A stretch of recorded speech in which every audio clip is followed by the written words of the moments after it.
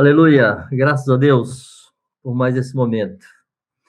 Amados, nós vimos a semana passada Marcos expor sobre a vida perfeita e irrepreensível de Jesus. Eu fico pensando, o pai acompanhando o seu filho em tudo, o pai podendo olhar em toda a direção que seu filho olhava, o pai podendo falar com ele tudo o que ele falava, o pai podendo tocar tudo o que ele tocava, o pai podendo pensar tudo o que ele pensava, sondar seu coração, estar satisfeito. Não havia defeito no seu filho. O pai não se constrangia e não ficava desconfortável em nenhum momento. Nós precisávamos de um cordeiro perfeito, sem mácula, sem culpa, para expiar cada um de nossos pecados.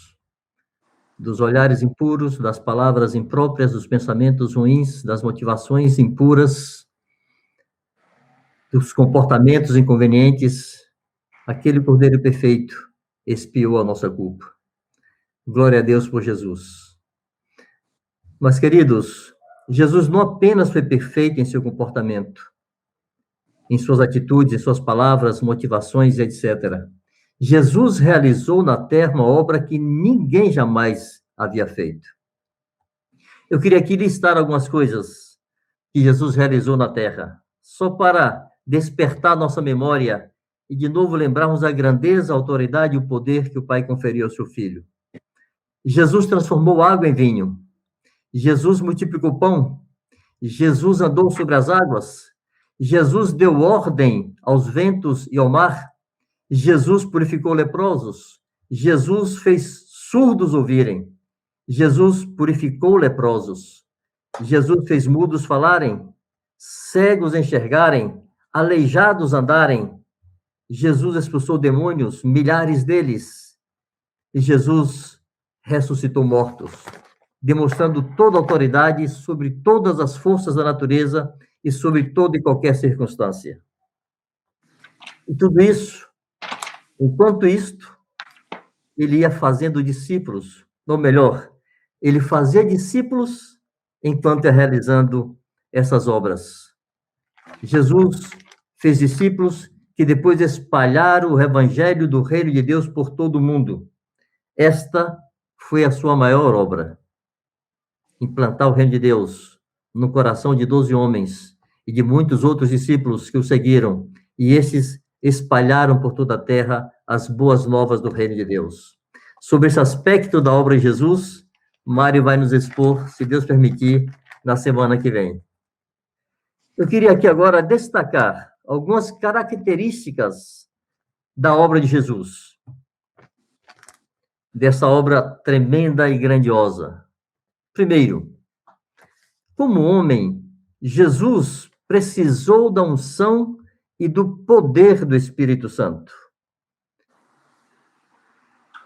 Em Mateus 3, 16 e 17, podemos ler: Batizado Jesus, saiu logo da água, e eis que se lhe abriram os céus, e viu o Espírito de Deus descendo como pomba vindo sobre ele.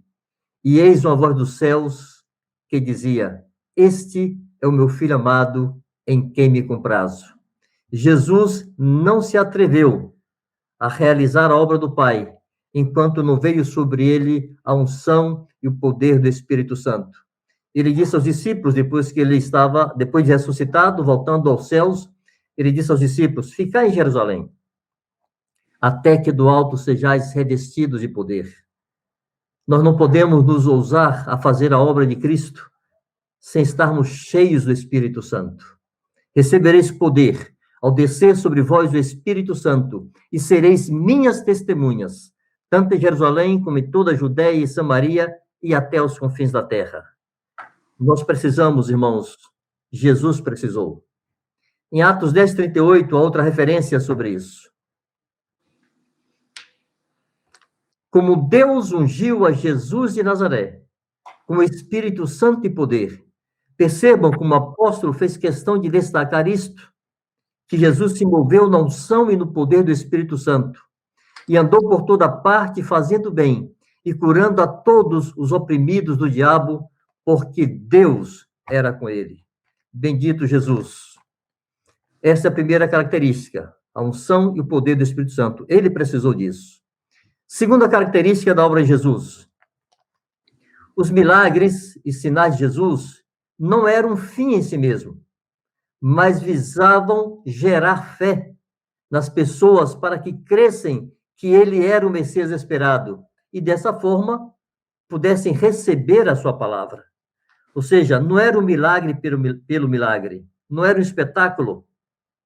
Aqueles milagres, aqueles sinais e prodígios tinham um propósito: abrir os olhos das pessoas, os olhos espirituais, despertar suas consciências para que crescem que Deus estava agindo ali e recebessem a Jesus como Messias. Nós podemos ler algumas referências, são várias, mas eu faço questão de destacá-las porque vai num crescendo, demonstrando como a fé foi penetrando na mente e no coração dos judeus para que recebesse a Jesus como Messias. Primeiro está em João 2, verso 11. Com este deu Jesus princípio a seus sinais em Caná da Galileia, manifestou a sua glória, e os seus discípulos creram nele. Os discípulos creram quando viram aquele sinal.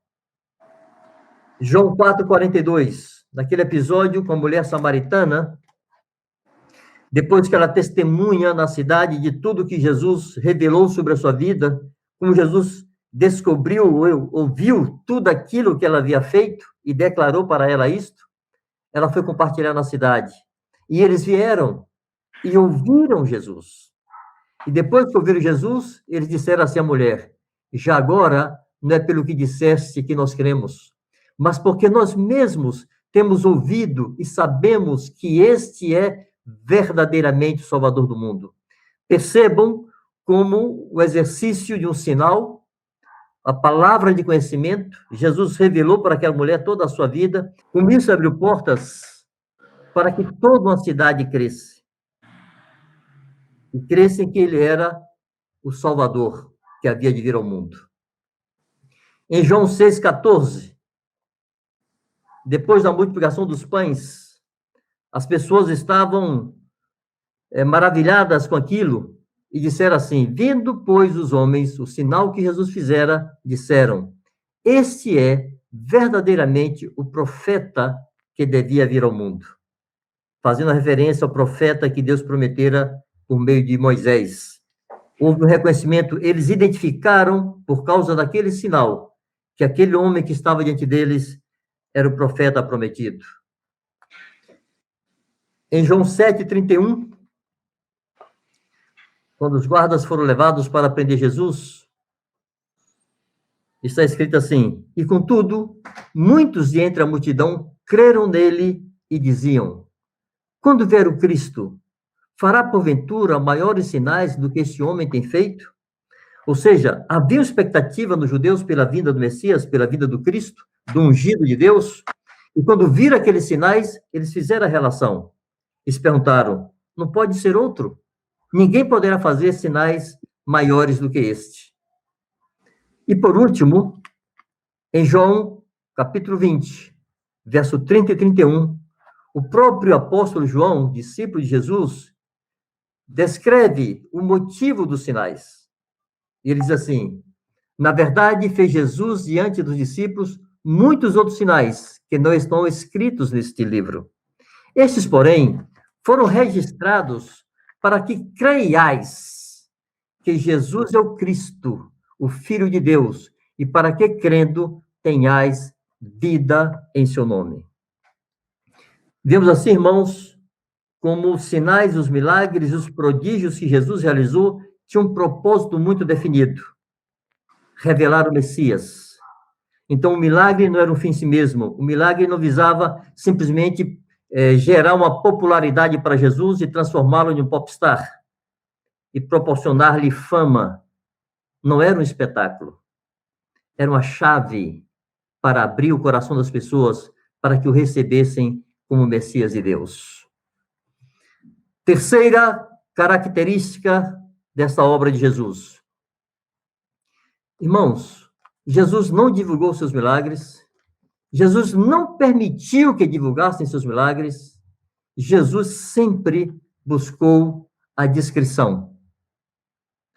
Em Marcos 7, 35 e 36, quando Jesus curou um surdo e gago, está escrito assim: abriram-se-lhe os ouvidos, e logo se lhe soltou o empecilho da língua e falava desembaraçadamente. Mas lhes ordenou que a ninguém o dissessem. Contudo, quanto mais recomendava, tanto mais eles o divulgavam. Pobre do gago, conseguiu falar, não conseguia mais parar de falar de Jesus. Irmãos, é muito interessante essa característica tão repetida nos relatos do Evangelho. Como Jesus não buscava publicidade. Como Jesus não buscava ser foco de atenção. Como ele se esquivava desta fama. É interessante destacar isso, irmãos, porque isso contrasta de maneira chocante com a atitude de alguns profetas de oportunidade que têm surgido nos últimos tempos. Gente que anda com a câmera na mão, registrando, divulgando tudo o que faz. É o caminho oposto ao que Jesus tomou.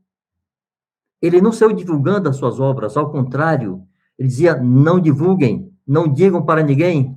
A pessoa beneficiada com aquele milagre, cheia de gratidão, se incumbia ela mesma, ou elas mesmas, foram multidões, foram milhares, de divulgar a fama de Jesus. Todas as vezes que Jesus usa alguém, o que tem que ficar em destaque é a pessoa de Deus, e não o instrumento que ele está usando. Vamos ver mais uma situação em que isso fica evidente. Mateus 12, 15 a 16. Mas Jesus, sabendo disto, afastou-se dali. Muitos o seguiram, e a todos ele curou, advertindo-lhes.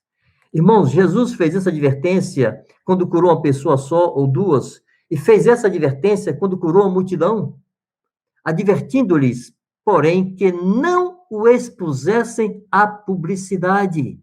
É impossível não perceber o contraste entre isso e o que eu chamei aqui há pouco dos profetas de oportunidade que têm aparecido nos últimos tempos, divulgando os seus próprios milagres. Nós podemos ver isso, eu não vou ler o texto, mas deixar apenas a referência aí com vocês, em Mateus 9, 30 e 31, os dois cegos, Jesus fez a mesma recomendação.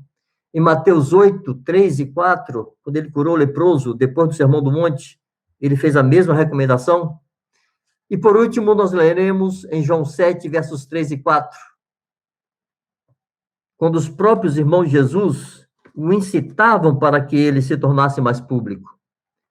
Dirigiram-se, pois, a ele os seus irmãos e lhe disseram: deixa este lugar e vai para a Judeia, para que também os teus discípulos vejam as obras que fazes. Porque ninguém há que procure ser conhecido em público e, contudo, realize os seus feitos em oculto. Se fazes essas coisas, manifesta-te ao mundo. Porém, o objetivo de Jesus não era aparecer e tornar-se famoso. O objetivo de Jesus era manifestar o reino de Deus. E aqui nós vamos para a quarta característica desta obra de Jesus. Jesus nunca aceitou glória humana e sempre atribuiu ao Pai o mérito dos seus milagres, a razão de ser dos seus milagres e a honra e a glória por cada um deles, Jesus atribuiu ao Pai. Em João 5,41, ele é taxativo e declara: eu não aceito glória que vem dos homens. E, amados, de novo eu digo, como isso contrasta com a atitude de alguns que receberam dons de Deus e se comportam como se fosse seu próprio mérito, como se fosse sua própria virtude, como se merecessem ter aqueles dons. A Bíblia diz que o Senhor reparte os dons como lhe apraz. Não é mérito de ninguém, dom é um presente. E Paulo afirma em 1 Coríntios 4,6, nada tendes que não tenhas recebido. E se o recebesse, por que te vanglorias? Como se não tiveras recebido. Jesus é o nosso modelo. Ele disse: eu não aceito glória humana. Em João 6, 14 e 15, vemos assim: vendo, pois, os homens o sinal que Jesus fizera, disseram: Este é verdadeiramente o profeta que devia vir ao mundo. Sabendo, pois, Jesus, que estavam para vir com o intuito de arrebatá-lo para o proclamarem rei, retirou-se novamente sozinho para o monte. Percebem como Jesus se esquivou dessa armadilha de tornar-se, entre aspas, famoso? Como Jesus escapou da armadilha de parecer importante, de ter projeção diante dos homens? Queriam fazê-lo rei, e ele se esquivou. Em João 12, 49 e 50, Jesus atribui ao Pai o ensino que ele tinha. Percebam que Jesus estava sempre ensinando e realizando sinais. Porque eu não tenho falado por mim mesmo, mas o Pai que me enviou, esse me tem prescrito o que dizer e o que anunciar. E sei que o seu mandamento é a vida eterna. As coisas, pois, que eu falo, como o Pai me tem dito, assim falo. Então, Jesus, seja o seu ensino, seja os seus sinais, ele sempre atribuiu ao Pai.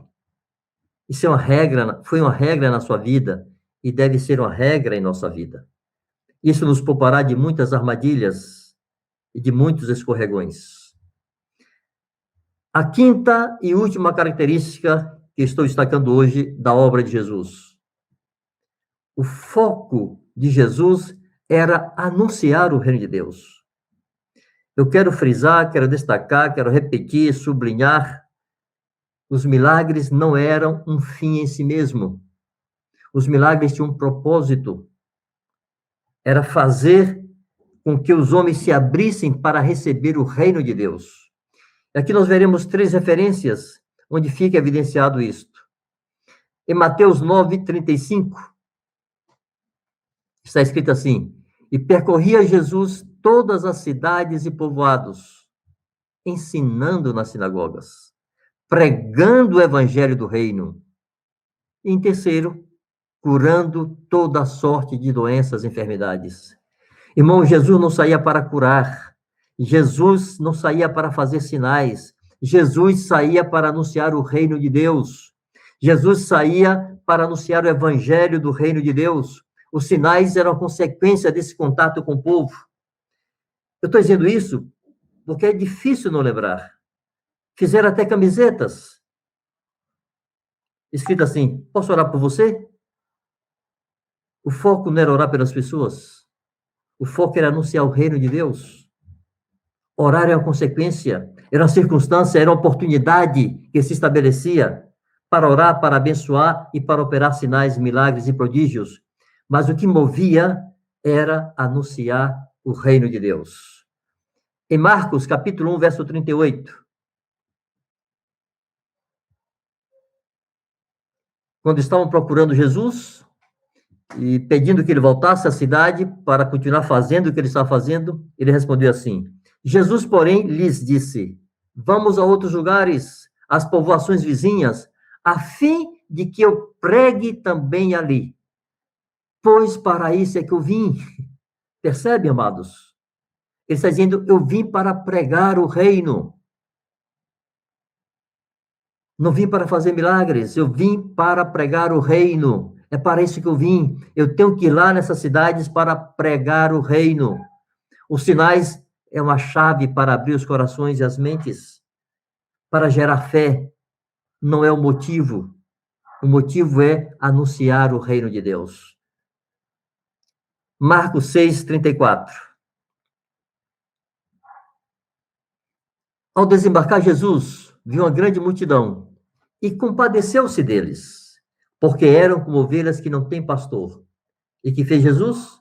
E passou a ensinar-lhes muitas coisas. Quando nós lemos a continuidade desse texto, nós vemos que Jesus curou todos os seus enfermos, que Jesus multiplicou os pães, e Jesus depois foi despedir as multidões. Mas primeiro, irmãos, quando perceberam que eles eram como ovelhas que não têm pastor, Jesus lhes ensinou muitas coisas. É necessário trazer essas boas novas do reino de Deus aos homens. Para isso fomos estabelecidos. Fazer prosperar e crescer o reino de Deus. Pois que seja por meio de manifestações de poder, de sinais e prodígios, mas nunca percamos o foco. O objetivo é anunciar o reino. O objetivo é glorificar a Deus. Amados, Jesus chegou a dizer que nós poderíamos fazer as obras que ele fez e até maiores. Que coisa grandiosa!